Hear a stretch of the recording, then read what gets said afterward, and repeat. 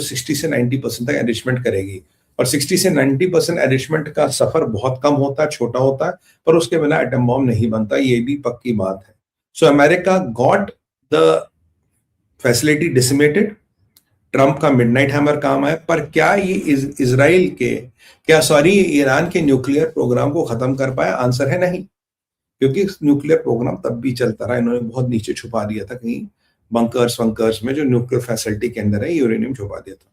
अब the cat is out of the bag, क्योंकि अब यूरेनियम इस्फहान में ये पता लग चुका है, और इस्फहान और नेटन्स, प्राचीन, ये तीनों टारगेट में आएंगे, और आपकी बार B2 बॉम्बर के टारगेट में आएंगे।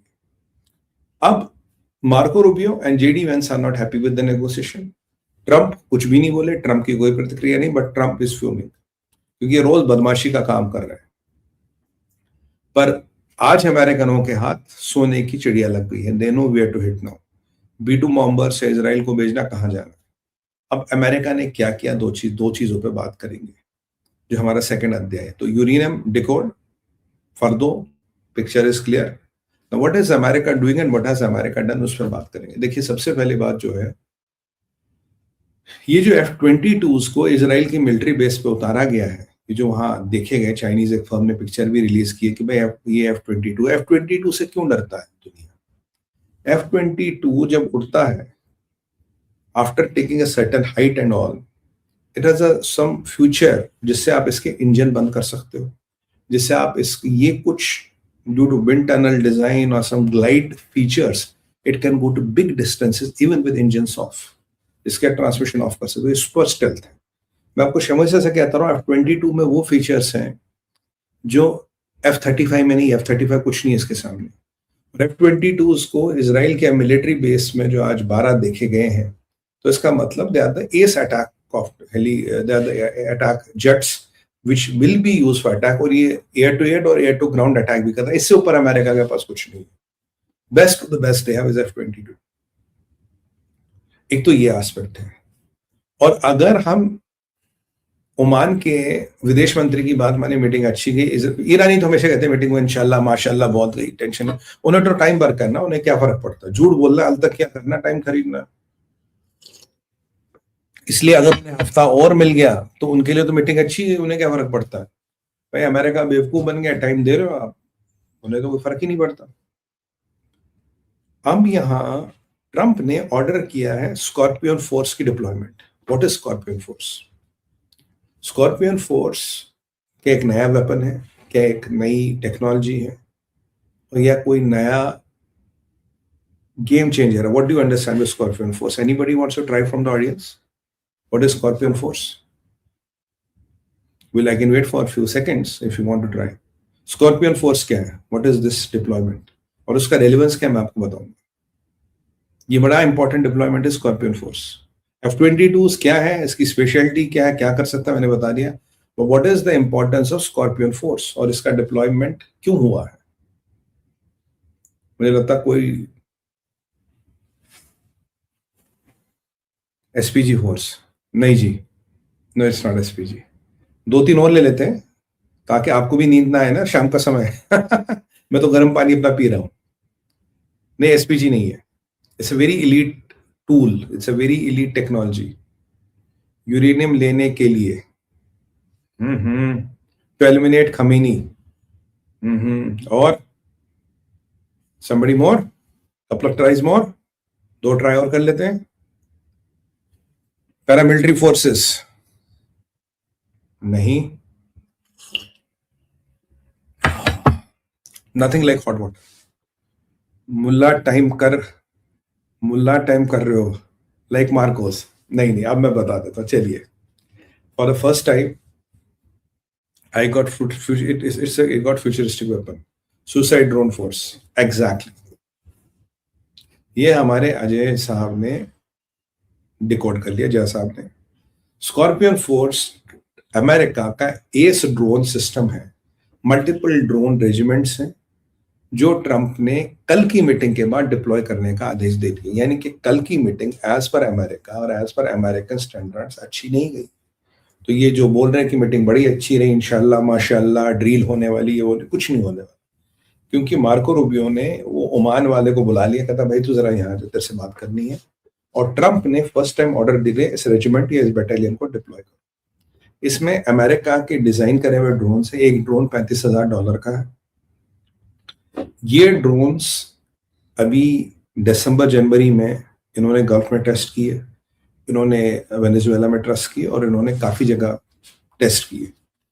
ये drones are attack drones are much higher than Shahed and बख्तियार Bayraktar drones of Iran. Highly AI drone, cluster, स्वाम्प, हर चीज फैसिलिटीज है।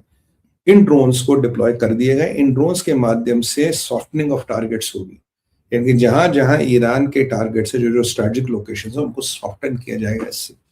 ये फ्रंटल अटैक टूल है, इससे अटैक की शुरुआत होगी, followed by F-22s। So first these scorpion force drones will go. Kamikaze drones है, ये सर्वेलेंस भी करते हैं, कामाकाजी भी है। After they open the air window, then F-22s will enter, then F-35s, then 16s, and various other things will happen. Decombu will later. I don't know is the pronunciation right.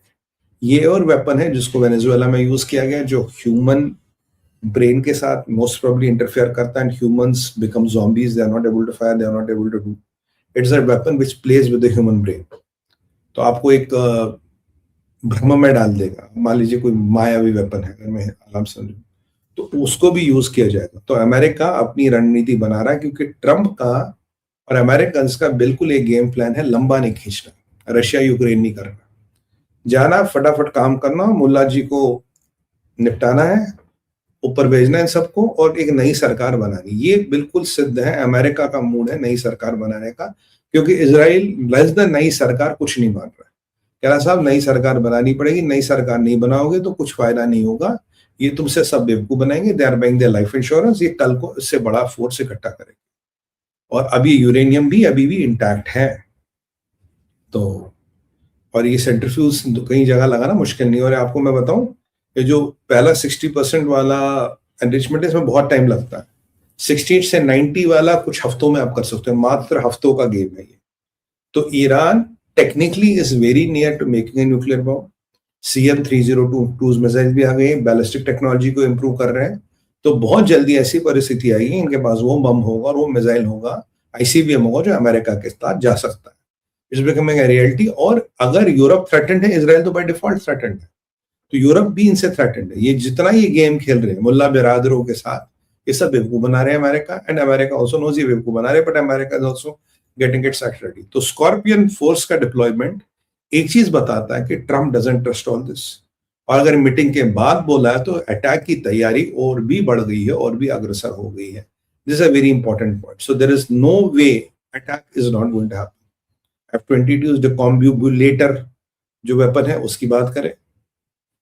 और अगर आपको, अब चलते हैं हमारे नए अध्याय पे, अगर आपको इस सारे क्षेत्र का तापमान नापना है, वे डू नापो, तापमान नापना आपको इजराइल में देखो। अब मोदी जी इजराइल से निकल गए, आ गए, अमार कार्नी साहब भी आ गए, आज कल से उनके 4 दिन का दौरा शुरू हो रहा है। मेरा बड़ा मन था मार कार्नी साहब पे बात करें, मैंने कहा पर आज इतने मसले हैं तो मार कार्नी साहब पे शायद कल बात कर लें, देखते हैं।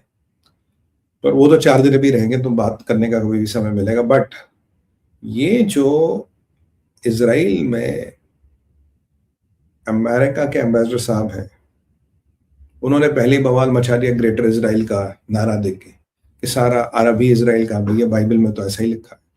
और अमेरिका ने अब तक उस पर कोई प्रतिक्रिया व्यक्त नहीं किया, कोई आक्रोश या कोई गतिरोध व्यक्त नहीं किया है। अब ये चल ही रहा था, माइक साहब ने एक और आदेश जारी कर दिया, माइक हकबी ने। उन्होंने कहा कि इजराइल में जितने भी अमेरिका के लोग पोस्टेड हैं, उनकी फैमिलीज हैं, सब इजराइल से निकलो, सब इजराइल से निकलो। यानी कि अमेरिकन एम्बेसी इन इजराइल, मान लीजिए 100 लोग थे,